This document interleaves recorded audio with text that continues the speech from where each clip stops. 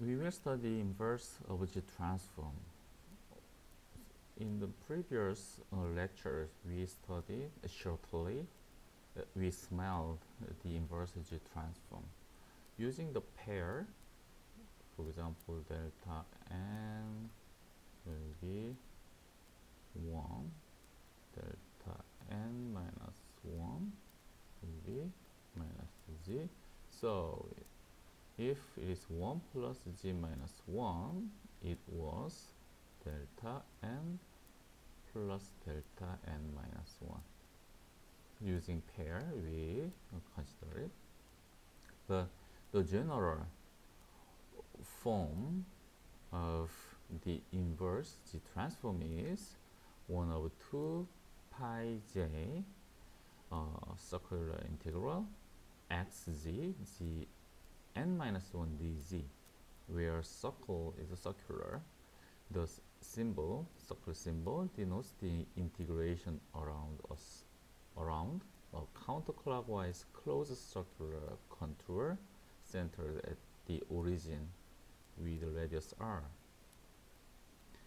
That needs complex integral knowledge, but we did not assume a complex integral in this course.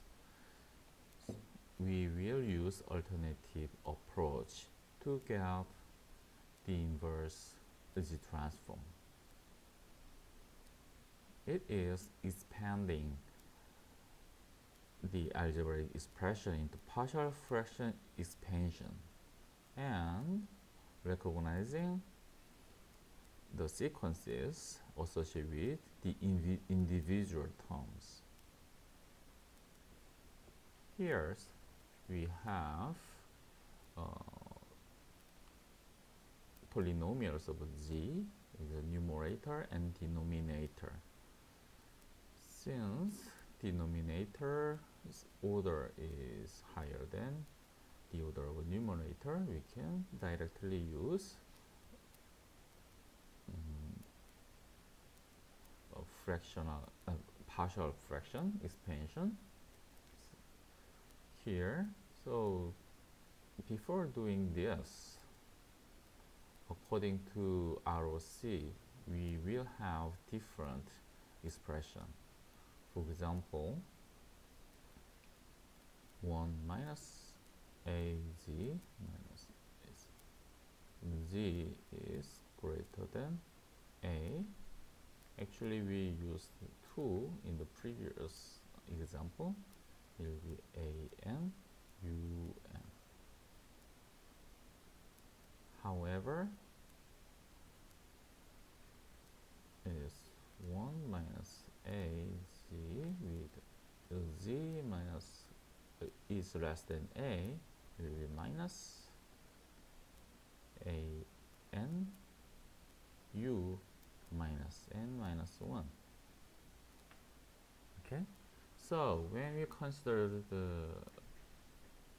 reasonable convergence is greater than 1/3 for xg, means that xg is greater than first and z greater than 1/3.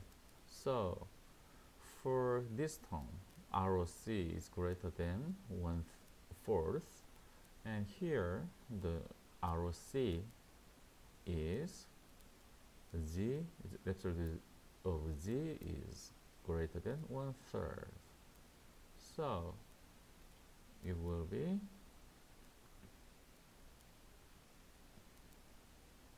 n u n. This part will be 2 1/3 n u n from this.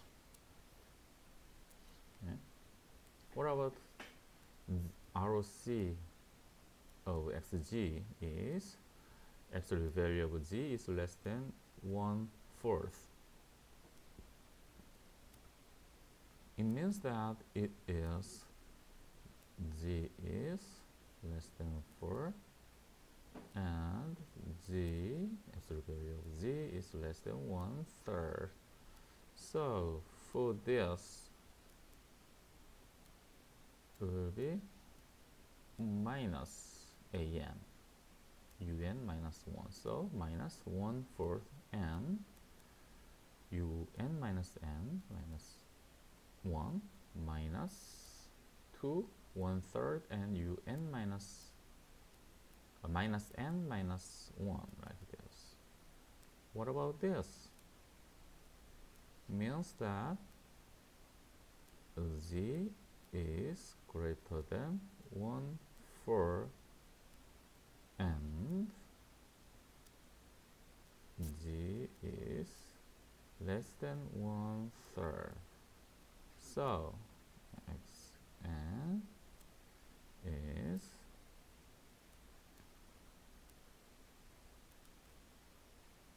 1/4 and un here will be minus 2 1/3 and u minus n minus 1, like that. So even if we have the same J transform of sequence, according to ROC, we will have different time domain sequence like this.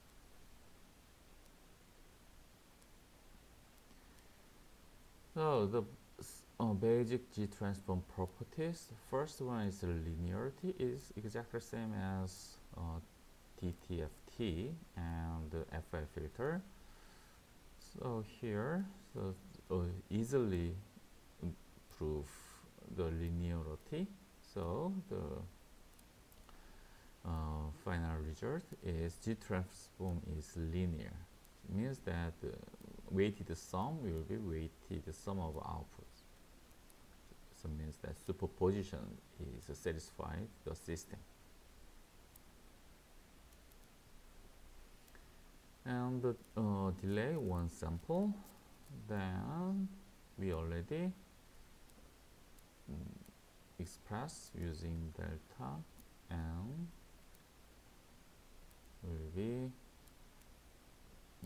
1. Delta n minus 1 is an example of delay one sample. Z minus 1 Laplace G transform of delta n will be 1, so it's G minus 1. A general expression, if there is n minus 1 will be G minus 1 times xg. So let me prove general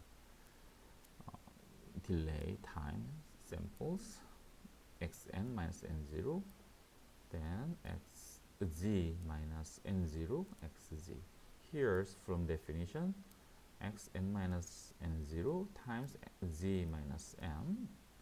Let's change in variable m, then n will be m.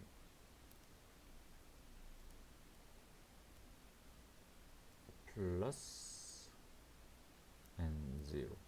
So we can separate as two terms, and we gather this like that. It is the same as xg, so we can get the result of this one. Example of a time delay property, and here delta n will be 3 delta n minus 1 delta n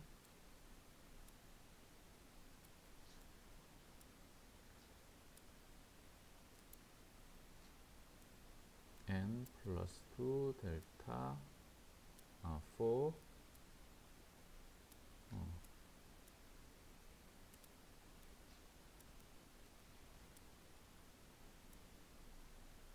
delta n minus 1 plus 4 delta n minus 2 plus delta n minus 3 plus 5 delta n minus 4 plus 9 delta n minus 5.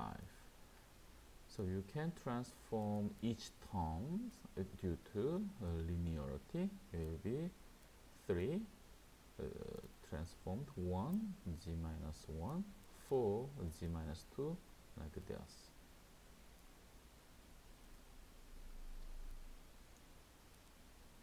And when we shift the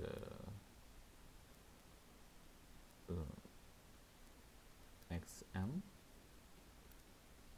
minus 1 will be here 3 delta n minus 1 delta n minus 2 plus 4 delta n minus 3 plus delta n minus 4 plus 5 delta n minus 5 plus 9 delta n minus 6. So we can get this from time shift, or time shift means multiplying by g minus 1. So here, so you can multiply g minus each one, and after that we take inverse g transform like this. So the value will be like that, 3 1 4 1 5 9 like that.